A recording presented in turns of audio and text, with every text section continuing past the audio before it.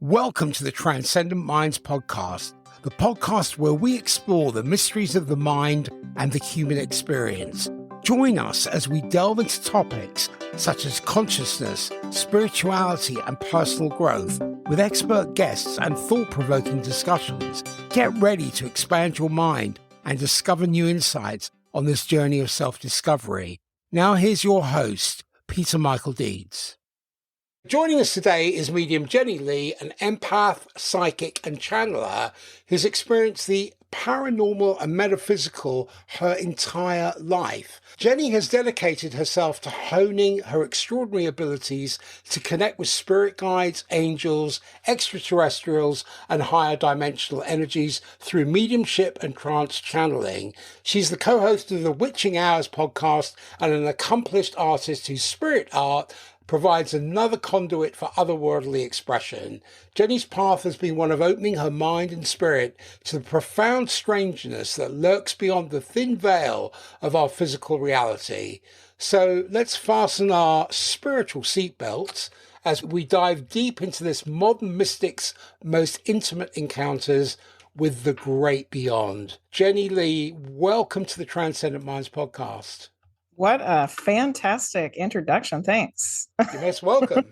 Your journey in the world of the unseen and unexplained. And that's something that has long captured the human imagination. Yes. And there are many gifted individuals who I've encountered who can peer beyond the veil and connect with realms beyond our physical reality. And we can see that's both been revered and feared throughout history. And you seem to have walked this rarefied path as a medium and channeler and purveyor of the paranormal. To me, your journey into these mystical arts really begs a much deeper exploration. Can you recount any pivotal moments or rising realizations or experiences in your life that first unlocked your sensitivity to the metaphysical world and what drove you to not just acknowledge it, but to purposefully develop these extraordinary abilities? My dad would talk about astral travel and past lives, and we talk about ghosts and ETs and UFOs. It was just normal for me. So my dad had a lot of experiences over the course of his life, and he's a storyteller. So he's always telling us stories, even if you've heard it 50 times before.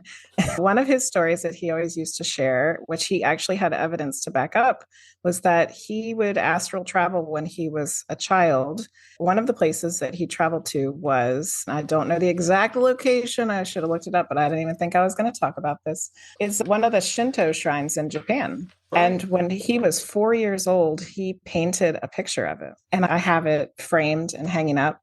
And first of all, the fact that a 4-year-old painted this, it has the date written on the back. My grandma wrote the date on the back of it. So it's dated. The perspective of it, as an artist, I look at it and I'm like, oh, the perspective of this. I think I would have a problem as an adult painting the perspective of the way he painted the shrine. But then the fact that he hadn't seen any images of this at the time, it's just amazing.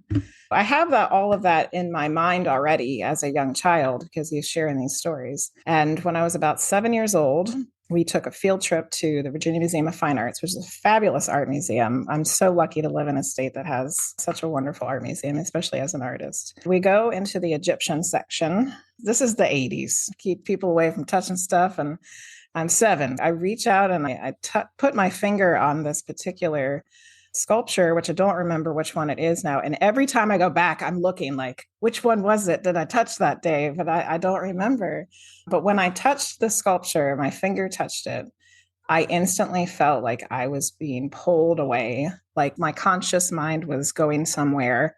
My vision turned black and it scared me so badly because I didn't know it was happening. Looking back on it, I know now that something about that sculpture, that energy within that stone was having some kind of interaction with my energy. And whether I was going to see a vision or leave my body, or I don't even know. But that's definitely a moment in my childhood that was very important. very challenging to interpret what is Yes. going on at that time because your prefrontal cortex is not fully formed. So Mm-hmm. to make sense of what is going on, And even now, I can't make sense of it, really. that's the mystery. Yes, You got to be in service to the mystery, right? absolutely. That's the only reason why we keep searching. When I was at school, I asked a lot of questions and it wasn't exactly encouraged because I was there to follow a curriculum, not really Yeah. get an education. But when Mm-hmm. you look at the symbology of a question, it's actually a hook. Get the Hmm. next question. If you have a literacy in symbology, you are symbolically literate, and you look at these visual displays in our language, they are micro-coded. Yeah, I never thought about the question mark being a hook before. Yeah. Because Yeah. then that gets you to the next question. Mm-hmm. Because our answers only inform us of where we've been, Yeah. but our questions will tell us the direction we need to go. Hence why you're a podcast host. Well, exactly. You got a lot of questions. I always have a lot of questions. Love it. If you said to me 5 years ago, hey, you're going to be podcasting, I'd be like, Mm-hmm. Yeah, no, I was the I wouldn't same be way. doing Yeah. that. Yeah. But because of the NDE experience, I couldn't make any sense out of it in terms of the rational way of looking at it, but I Mm-hmm. could look at it from a trans-rational way. In other words, by the confluence of my intuition and my sensations, and something was organizing and propelling me to say, this is the direction you need to move into. That's why this podcast was born. And it's like a hand in the glove. This fits really well. I love doing this. Yeah. And I think it's always timings, isn't it? With anything, it's like you had that Mm-hmm. experience, and the timing of that experience may not have enabled you to make sense of it, but that was right for you not to make sense of it Oh, yeah. because that's the Absolutely. seed that was planted. Much of the time, we're not in fear of the situations that we encounter, but the sensations that we might feel about the situation. Mm-hmm. When we embrace it fully and embody it, so our cognition processes what we're experiencing and we embody it, then we can enact and extend it to Yes. others. That's the ripple effect, where it's not just going to go in one direction, it can go in many directions for those who have the eyes to see and the ears to discern. Mm-hmm. Absolutely. In terms of embracing roles as a medium and a channeler requires an unflinching courage to confront the unknown. Because the visions, the voices, the presences, the essences that you encounter could just as easily enthrall as terrify the uninitiated. Yes. But you've forged ahead, you've dedicated to refining your craft through study under esteemed teachers as well.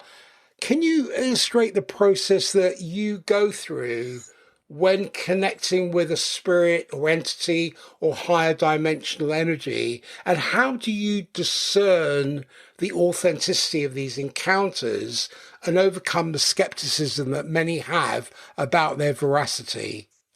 Sorry, it was a bit of a mouthful there. That was a lot of questions in a question. Yeah. Let me just There start was with a lot of hooks in that question. Yeah. Like, how do I go about connecting the spirit? Like every person that does any kind of spiritual work, everybody has their rituals that they do. For me, mine is like setting up my space. I usually light a candle, I light an incense, I burn some sage and some Palo Santo. Then I do a meditative, what I call like a grounding exercise, where I connect myself to the earth. Then I go through all my chakras. When I get to my crown chakra, I envision it opening up like doors. And that's like me turning the open sign on for spirit. Hey, I'm open for business now. Whatever we need to talk about today, let's do this. Once I do that, I'm just open and I'm ready to speak to whoever, whatever comes through. What's Palo Santo? Palo Santo? What is that? It's just a piece of wood, some kind of wood.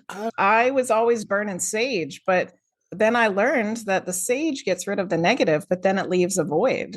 So you have to refill it with something positive. And the Palo Santo is something that puts the positive back in the space. So I do them together. Oh, so it has certain properties in it. Oh, beautiful. Yeah. Okay. The second part is, how do you discern the authenticity of these encounters and overcome the skepticism that some have about because I think that's changing now, about their veracity? Discerning the different types of things that come through has been a very unusual experience, because really, when I started learning mediumship, I just wanted to be an evidential medium.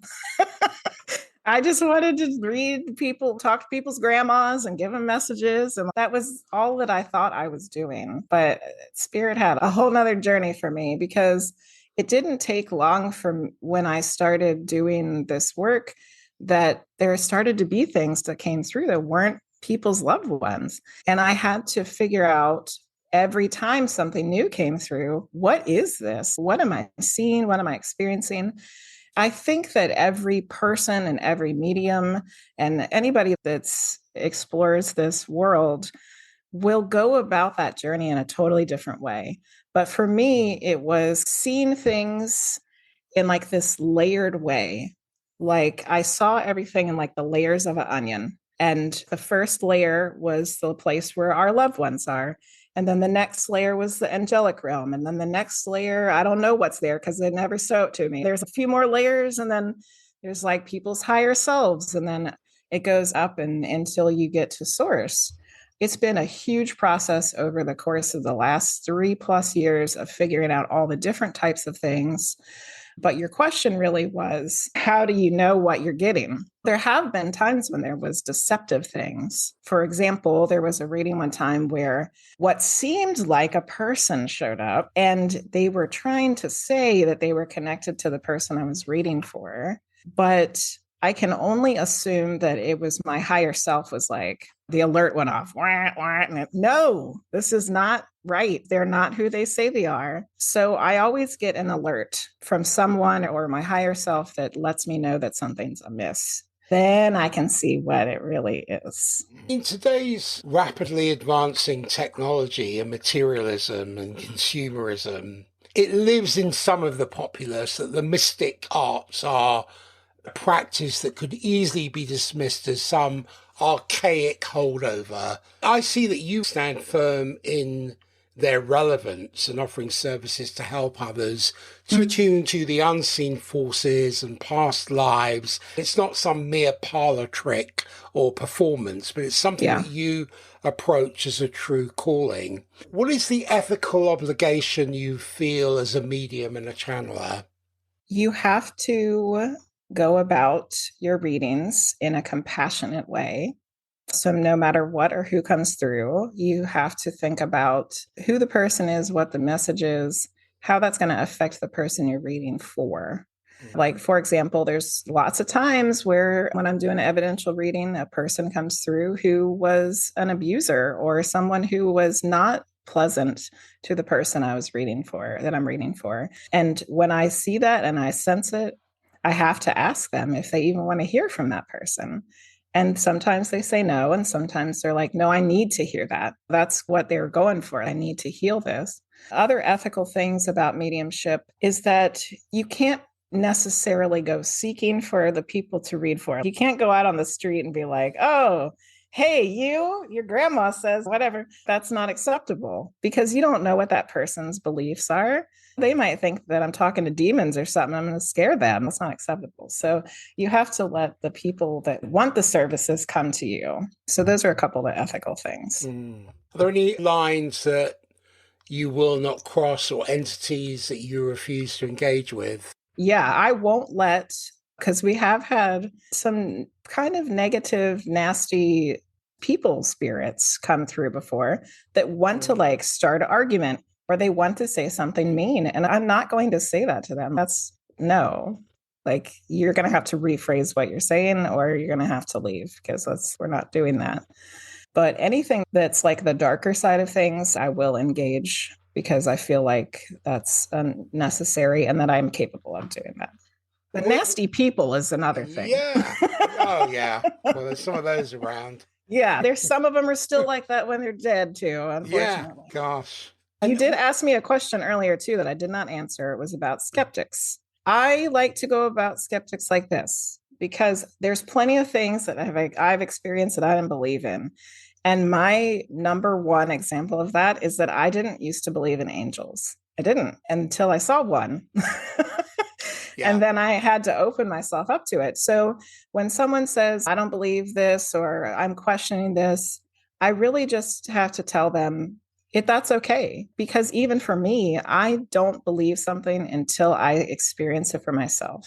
I think that's really important. I don't think anybody necessarily has to believe in something if it's not something they've experienced. I totally agree with you. I think having the visceral experience of something as distinct from an academic perusal about it or an academic pursuit. With the NDE I had, I'm not there to convince anybody about it. Mm-hmm. Frankly, I don't care if they believe in it or not, because I'm not there to prove that it's real or not. But it was very real for me. Mm-hmm. And the way that's outplayed in my life now, I don't think I'd be here speaking to you about mediumship and about channeling and about all these different things I've always had an interest in, but never quite punctured the plasma of the essence of it to be able for it to rain upon me. And now that's coming to fruition.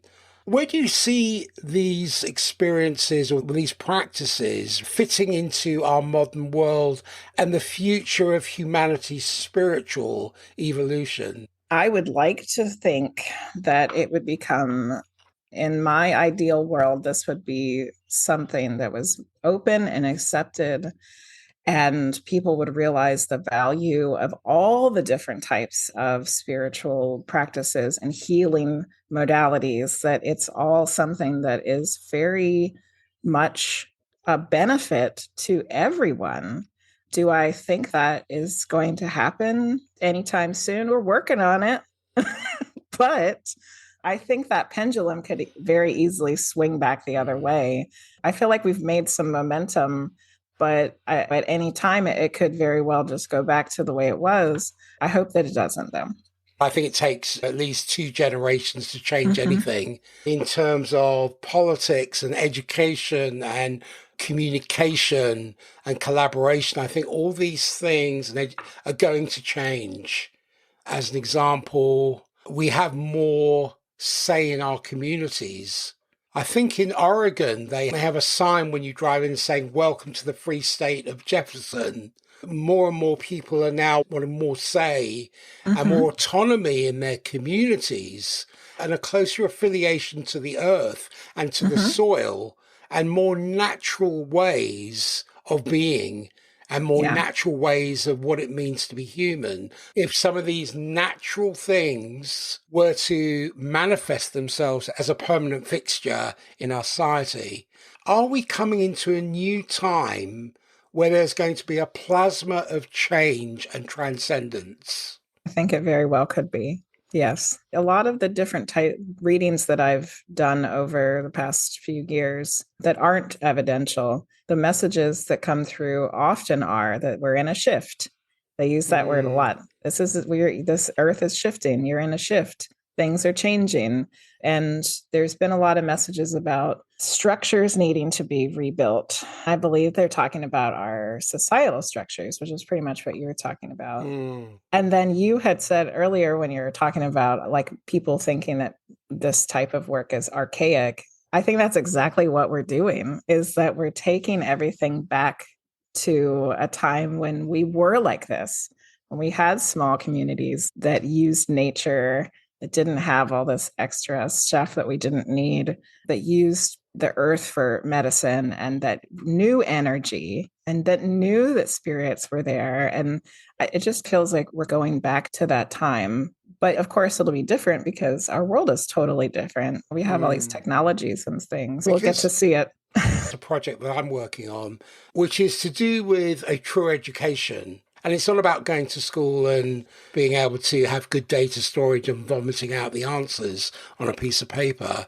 but a true education. I was wondering about the indigenous practices of being close to our mother, the earth, being part of her inner arrangement. And I was thinking, what are the rhythms and the sounds and the impressions that a child can have when you put them close to the earth, and how that permeates their being? What does that do to the integrity and structure of their DNA? How does it manifest itself? These are kind of curios that I'm having at the moment about different aspects of nature, because I see in nature's patterns, as an example, trees have a frequency to them. Everything has a frequency. Fear is a frequency. And you can see with trees that when they're prone to dryness, the frequency they want to attract is wetness. That has an impact on our weather patterns. When you start really looking at what nature has to teach us, it's huge. Oh, yeah. It's absolutely huge. But it's something that's been stripped out of our education. Yes. In terms of these practices that we can use to heal ourselves. And I do believe that the other side, or across the veil, however people term it, is there is an intelligence there in the unseen worlds. Sometimes I hear myself and I get a bit sick of myself resurrecting dead men's works. Don't get me wrong, it has its merits. But what is our rendezvous with the future? What is the future intelligence that needs to come through? How can we be agencies of amplification for new think, new possibilities, an active genesis of transformation, where we can look at what the past, because yes, the answers tell us where we've been. But the questions are telling us what is the direction, not a demand, but it's a direction that we may need to go in, and it's unknown. Yep. And people don't like uncertainty. Yep. I'm fascinated by your work, and one of the most fascinating and otherworldly aspects of your work is the ability to channel non-physical entities and sources of knowledge, I would say, rather than just information. Although there is information contained within that, from extraterrestrials to ancient figures, divine energies. You've opened yourself up as a conduit for these forces to communicate through you in an unfiltered way. Can you give descriptive value to the different sensations, visual cues, or signs that occur when you're about to channel a particular entity or source?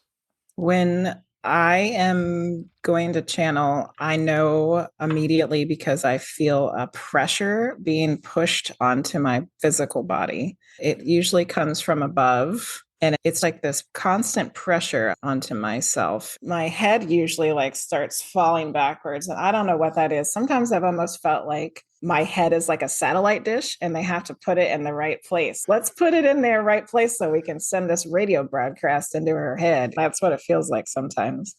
But to me, it seems like there's been two different types of channeling. One is where the energy or the consciousness comes really like close into my physical body so that my energy and their energy are blending together. But when that happens, my consciousness starts to drift away. And it feels like the best way I can explain it is that my consciousness is a balloon tied to a pole, and the pole being my physical self. And the balloon just starts shifting away, floating away, but it's always connected. And then there's another type of channeling that has happened where it is more like that satellite dish. Like I'm just getting like this, a lot of people refer to it as like a download, but there's like a frequency being broadcast and it's just like I'm relaying it as it comes through. Yeah. Is there a personal preparation that you go through? And secondly, a question that comes to mind is, do you need to safeguard yourself in any way for these channeling experiences? Yes. I took this very basic trance class a few years ago, and the person who was teaching it said that most channelers have a spirit guide or a spirit team that's like their group that they work with. And one of those is usually, they call it like a gatekeeper. So there's a spirit guide who's in charge of what comes through and what can't come through. When I started doing this work, and I could tell that it was going to be something that I was really going to do, I was doing a sitting in the power exercise, which is just like a really deep meditation where you're trying to connect to your own power, but also the power of source. And a person showed up, a spirit guide showed up and showed himself to me over the course of about 3 or 4 of these sessions. He's a Maya priest. And he has the face paint and the headdress, and he's got this staff thing that has got like these branches that come up, and it has all these different things on it, like shells and beads and things that make noise. So like he shakes it and it makes noise, which we could go into a huge rabbit hole about sound and frequency and music. But when he uses that sound to ward off the things that shouldn't be there, like that's his way of protecting. So I knew immediately that he was my gatekeeper. He had come to be the person to allow things to come through or to not allow things to come through. So I trust him to know what's right for me and what isn't. And again, you look at ancient practices, especially the ancient Egyptians, they use sound for healing. Yep.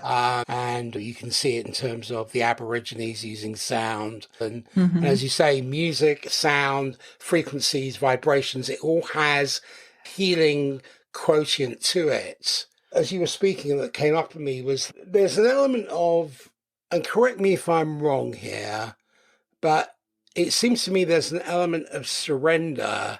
There's an involvement of surrendering one's consciousness to a certain degree to allow this energy and voice to take hold. That raises the questions about, I don't know if the word is risks, but I'm going to use it, of such an intimate blending and how much of your own identity or personality may be suppressed. So in your channeling work, how much control or autonomy do you retain as distinct from giving yourself over completely to the source that you're channeling? I'm actually in the process of taking a 6-week course with Karen Francis McCarthy, who's teaching her trance class. And she explained it in a very wonderful way. She said that trance work, when you're starting out, is 95% you and 5% spirit.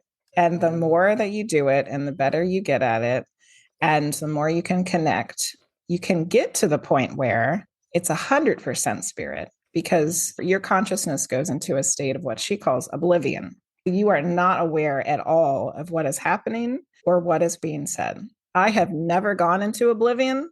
Perhaps that'll be something I do at some point. But one of the reasons why I don't is because what I usually am doing when I'm doing medium readings is I stream live on Twitch.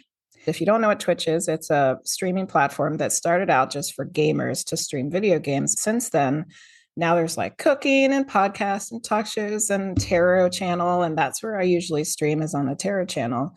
And I do medium readings on there. So I'm by myself in this exact same space, talking to people online through chat. They're chatting, I'm talking. And when I do a channeled reading for someone, I have to be able to bring myself back. I'm not with anybody else. I can't go into that space of oblivion because I really feel like you need to have at least someone else in the room with you to help you come out of it. So I haven't ever tried to do that. Like, I've consciously made the decision that I didn't want to ever go 100% out. But now that I'm taking this class, I think that would be something I would work towards, but I'd have to do it in a different setting. For me, it really depends on the connection of who is coming through. It also depends on my own energy that day, whether I feel tired or I'm distracted or whatever, whether the things that are coming through are a greater percentage of the spirit or a lesser. And sometimes even in the channeling, it can fluctuate. Like, I can feel my consciousness coming back through and then sliding back out. It's very interesting. Have you ever had an experience where the influences that were coming through you were hard to disengage from? When that balloon starts floating really far away, it can be hard for me to come back. The regulars in my chat know that if they see me having a hard time, that they're using their energy, like calling me back through. Or if I'm doing it in a setting where we're actually able to talk to each other, then somebody will be like, oh, Jenny, it's time to come back. But I would say that happens maybe about 25% of the time. And the rest of the time, I can come back pretty easily. After coming back, how do you reestablish your mind and persona after these trance-like states? I usually make a lot of noises and then I have to drink water. And I usually have to do something like if I'm on Twitch, I'll start reading the chat. Or if it's something else, like maybe I'll start writing down some of the things that came through. I just have to do something physical. I have to speak. I have to read. I have to drink. I have to do things that like get me back into my physical self. So you move from radiational to gravitational. Yeah. When you are channeling, you're essentially serving or in service to something higher than you. You're serving as a vessel to receive these messages from these unseen realms. That could open up to profound insights or new perspectives that challenge what we quote unquote is our understood reality in fundamental ways. What have been some of the most impactful or reality shifting truths, ideas, or revelations that you've encountered through your channeling work? The one that is the most bizarre and also the most eye-opening was we did a night where my husband helped me with this one. We did a channeling session where we purposefully had the intention of trying to talk to ETs. And we just open it up to whoever wants to come through. I'll bring the spirit, you bring the questions, you bring those hooks. And then people in the chat could ask the questions of whatever was coming through. We had the most bizarre thing come through and I could see it in my mind what they looked like. They were not humanoid. They looked like a slime mold, which is a little mold that grows on dying trees that looks like a little pile of jelly. That's what it looked like. But they were having this really in-depth conversation and answering these questions. And the thing that stuck out the most to me, and I don't know if I could ever forget this because it was so important. Basically, what they were saying, you can't judge something to its intelligence or consciousness based on how it looks, because all life is sentient. That's what they said. All life is sentient. I think that a lot of people, especially in the spiritual community, have realized that plants are sentient. We already knew animals are sentient, but you got to go even deeper. You got to go further than that. You got to look at the things that we're not even used to looking at and realize that they also have this conscious energy that's from source, because that's where it all comes from. That would force me to reevaluate, which I do anyway consistently, is my own beliefs about the nature of consciousness and existence or our universe. And that surprises and delights me in so many different ways because of it saying, no, not that way, look at it this way. And so it's not saying you're right or you're wrong. It's saying, no, not that way, this way.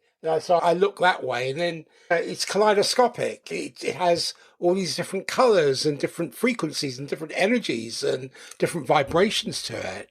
I want to touch on your artistic talents. Sure. After looking through your website, I sensed an inextricable link to your metaphysical abilities because it seemed to me that the spirit art helps create energies and inspiration from unseen realms.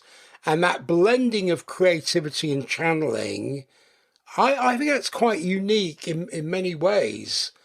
Can you describe the process of how you produce these, can I call them spirit art pieces? Yeah, that's exactly what they are. Yeah. So after I took that trance workshop, I don't really even know how it came about, but I think it was a combination of the trance class that I took, and I took another workshop where it was about automatic writing. I was terrible at automatic writing, couldn't get a word to show up for nothing.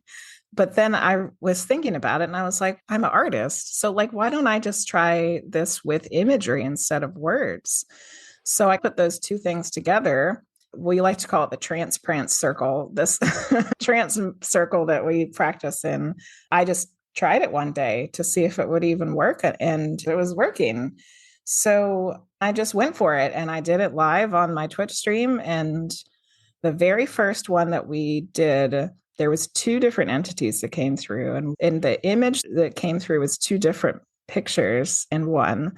And the first entity that came through was really trying, I don't know what's going on with that guy, but he was really trying to get us to have almost a fearful reverence for a source, that we needed to still be feeling that we need to have this fear of it. I'm like, where is this even coming from? But then he left and this other energy came in and he was very upset.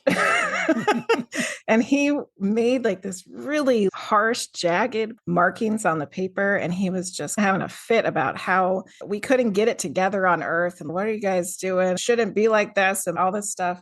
And that is the person that ends up being my spirit art person. Which we've gotten to the point where he's not so grouchy anymore. But yeah, it's just using that channeling and mixing it with art making. And I'm going to be totally honest, this trance class that I'm taking is helping me understand how that is even working or what has even been going on with it, because I didn't really understand even for myself. I think that really what's happening in the spirit art is that the energy of the spirit is blending with me, but they're giving me the suggestion of what color to pick up or what kind of marking I should be making. It's a little less than I thought, because I was thinking that they were the ones controlling it, but I don't think that's really what's happening now. In taking this class, I think it's more like a psychic suggestion. They're like, hey, we should use the orange. So then I pick up the orange and then, okay, we're going to make this kind of mark. So I think it's more of a collaborative thing than I thought it was previously. Color is a cloak of force. Yeah, every color's got its own symbol. You're talking about symbols at the beginning. Yes. If you look at the spectrum, the red, orange, yellow, green, blue, indigo, violet, those are all cloaks of force. They also have their own frequencies. And they have their own frequencies. Exactly. Yes. Something else I wanted to ask you is that in addition to connecting with spirits and entities, part of your esoteric exploration involves tapping into past lives and incarnations. For those skeptical of the concept of reincarnation, such abilities always puts one's materialistic beliefs to the test. How did you become aware that you could access past life memories? And what has that experience been like for you? That's another one of those things where I was just trying to be an evidential medium. And then one day I'm trying to do a reading for somebody and I'm not getting anybody. And I just start seeing like I'm watching a movie. And I knew that this is a past life because it wasn't current. It wasn't in any time that I know of recently.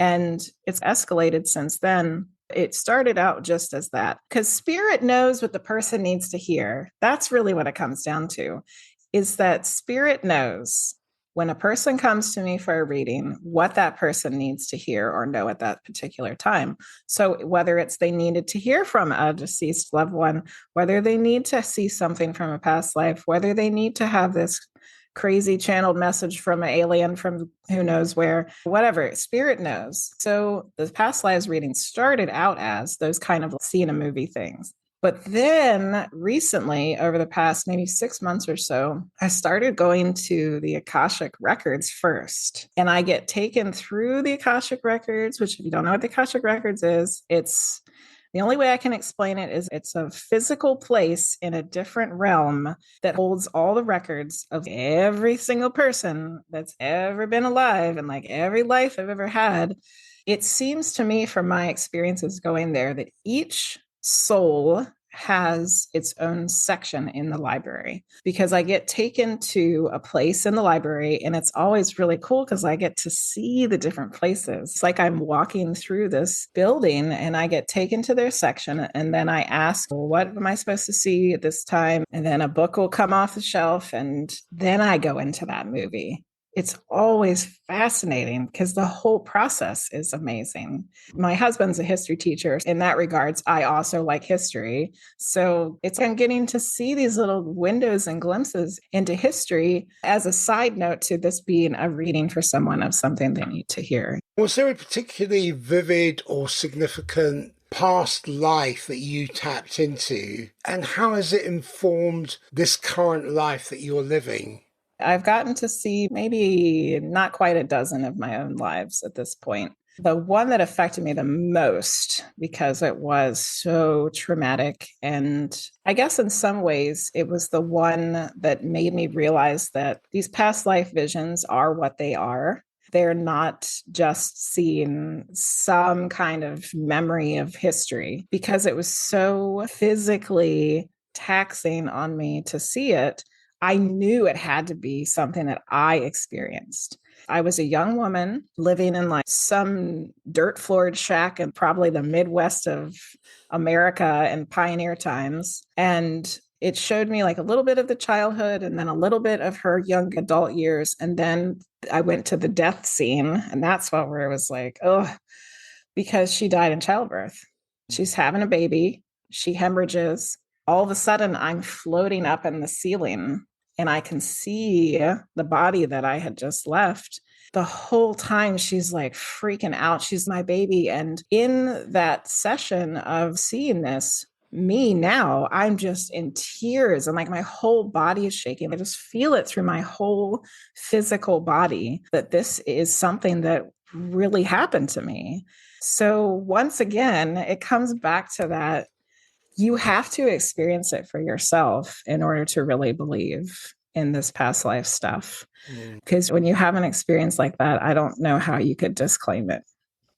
How do you approach the balance between offering the substantiation of your experiences while still allowing room for mystery and the undefinable and the inexpressible?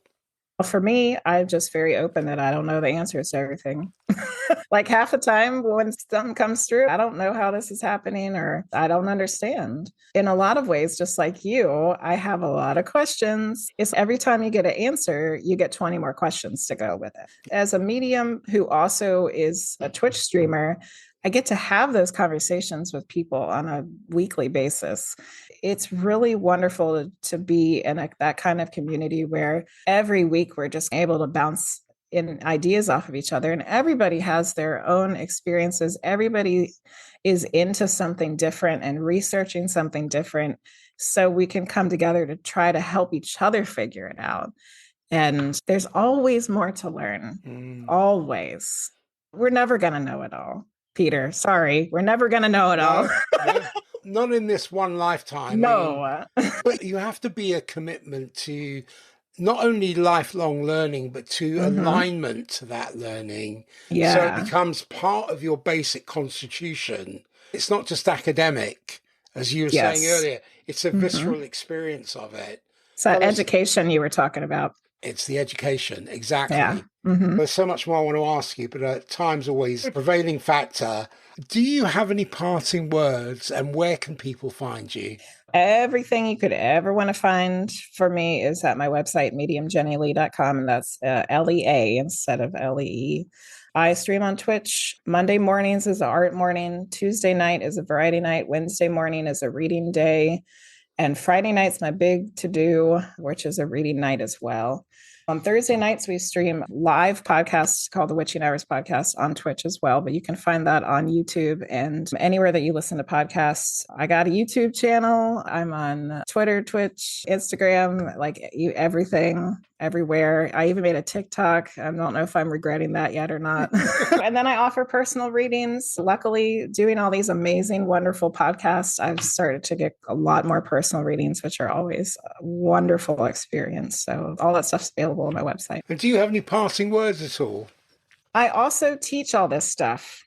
So I've been teaching class because I was an art educator for 8 years. I got a lot of teaching experience. So I teach this stuff too. And a lot of the questions that people ask about how to do all of this stuff yourself, I guess I could leave some parting words about that. And My biggest piece of advice for people that are just trying to tap into their own intuition, or they want to experience mediumship, or they want to be a better tarot reader or whatever, is that you have to trust what you're getting. You can't get in your head and overthink what's coming through. You just have to trust. And that's very different as opposed to someone who has a scientific or a logical mind, because they want to see the evidence. They got to have the evidence. But when you're doing this kind of work, you got to let all that stuff go. And you just have to trust, especially the channeling stuff. Man, if you can't trust and do that surrender, like you were saying, it's just not even going to work. That's beautiful. Jenny, I want to thank you so much because you provided us with a truly mind-expanding look into your lifelong work as a medium and channeler. Thank you for having me. You're welcome. Your dedication to refining and ethically protecting your abilities to peer into the unseen realms, for me, is remarkably inspiring.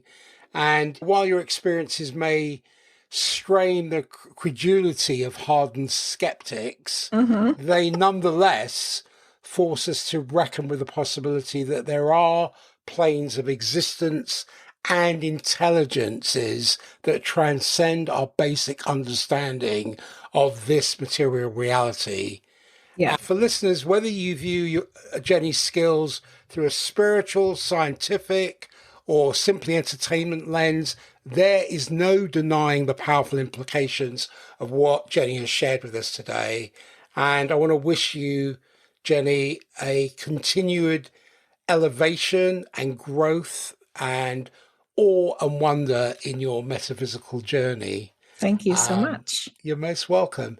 And I want to say, rather than dismissing these experiences outright, explore, read, look at the mystics from various traditions, consult with regulated extrasensory abilities, remain open-minded, because I do feel that the human experience is full of profound strangeness. Oh, yeah. that lies beyond. That's what makes it fun. Exactly. That lies beyond the limits of our ordinary perceptions. Yes. But I think when we embrace the possibilities of the unseen worlds, we may all become mediums of a sort, allowing the wonders of the metaphysical to enrich our physical reality. Yes. Beautifully said. So I had a question for you. We got our own podcast. Would you be interested in coming on our podcast to talk about your NDE? Oh, definitely. I would love to. Yeah. Okay. Awesome. That's it for today's episode of Transcendent Minds. We hope you enjoyed this exploration of the mysteries of the mind and the human experience. If you have any questions, comments, or suggestions for future episodes, we would love to hear from you. Be sure to subscribe on Apple Podcasts. And if you feel inclined, please leave a rating and a review, as this goes a long way, and follow us on social media to stay up to date with the latest episodes. Thanks for tuning in, and until next time, keep transcending your mind.